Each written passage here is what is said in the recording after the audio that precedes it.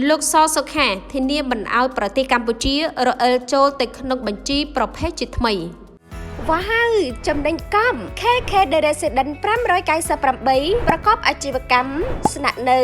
ជួលក្នុងពេលតែមួយ 3 in 1 រីករាយនឹងការបញ្ចុះតម្លៃច្រើនសន្ធឹកសន្ធាប់រហូតដល់ 10% និងលក្ខខណ្ឌបង់ប្រាក់មានច្រើនជម្រើសសូមទំនាក់ទំនងឥឡូវនេះសម្រាប់ព័ត៌មានបន្ថែម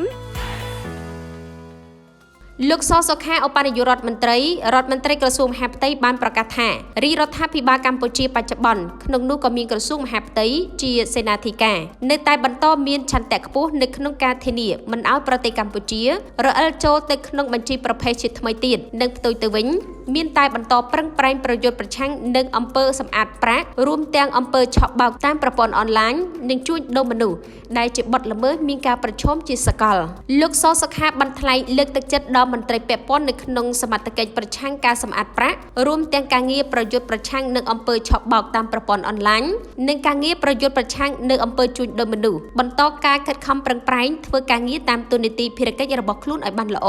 ជាជាងមានក្តីទោមនស្សចំពោះការវិតម្លៃពីក្រុមអ្នកស្រាវជ្រាវឬការរបាយការណ៍ចេញពីស្ថាប័នណាមួយដែលមិនឆ្លុះបញ្ចាំងពីការពិតអំពីការខិតខំប្រឹងប្រែងរបស់មន្ត្រីនៃរាជរដ្ឋាភិបាលកម្ពុជារួមទាំងក្រសួងមហាផ្ទៃក្នុងពិធីបិទសិក្ខាសាលាដែលស្ដីពីការប្រឆាំងការសម្អាតប្រាក់និងហិរញ្ញប្បទានភេរវកម្មនិងហិរញ្ញប្បទានដល់ការរីកសាយភាយអាវុធមហាប្រឡ័យកាលពីថ្ងៃទី26 ខែឧសភាលោកសសុខាបានរំលឹកអំពីកិច្ចខិតខំប្រឹងប្រែងរបស់រាជរដ្ឋាភិបាលនីតិកាលទី6ក្រោមការដឹកនាំរបស់សម្ដេចហ៊ុនសែនអតីតនាយករដ្ឋមន្ត្រីដែលពេលនោះមានសម្ដេចសុកខេងអតីតឧបនាយករដ្ឋមន្ត្រីមហាផ្ទៃជាសេនាធិការបានបង្កើតនូវយន្តការទាំងយន្តការច្បាប់និងយន្តការអនុវត្តការងារជាច្រើន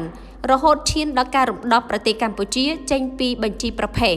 ប្រឆាំងការសម្អាតប្រាក់ដែលដាក់ដោយអង្គការ FATF លោកបញ្ជាក់ថារាជរដ្ឋាភិបាលកម្ពុជាបច្ចុប្បន្នក្រោមការដឹកនាំរបស់សម្ដេចហ៊ុនម៉ាណែតនាយករដ្ឋមន្ត្រីនិងក្នុងនោះក៏មានក្រសួងមហាផ្ទៃជាសេនាធិការហើយការងារមួយចំណែកនៃការប្រយុទ្ធប្រឆាំងការសម្អាតប្រាក់នៅតែបន្តមានឆន្ទៈខ្ពស់នៅក្នុងការធានាមិនឲ្យប្រទេសកម្ពុជារអិលចូលទៅក្នុងបញ្ជីប្រភេទជាថ្មីទៀតនិងផ្ទុយទៅវិញមានតែបន្តប្រឹងប្រែងដើម្បីរួមចំណែកប្រយុទ្ធប្រឆាំងនឹងអំពើសម្អាតប្រាក់រួមទាំងអំពើឆក់បោកតាមប្រព័ន្ធអនឡាញនិងជួញដូរមនុស្សដែលជាបទល្មើសមានការប្រឈមជាសកល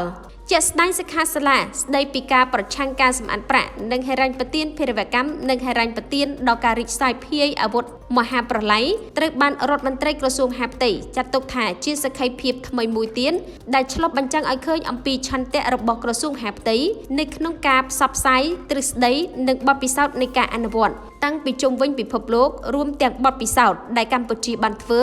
ដើម្បីឲ្យមន្ត្រីពាក់ព័ន្ធទាំងអស់មានការយល់ដឹងនិងបន្តរួមគ្នាធ្វើការនានាបានល្អប្រសើរថែមទៀតលើការប្រឆាំងការសម្អាតប្រាក់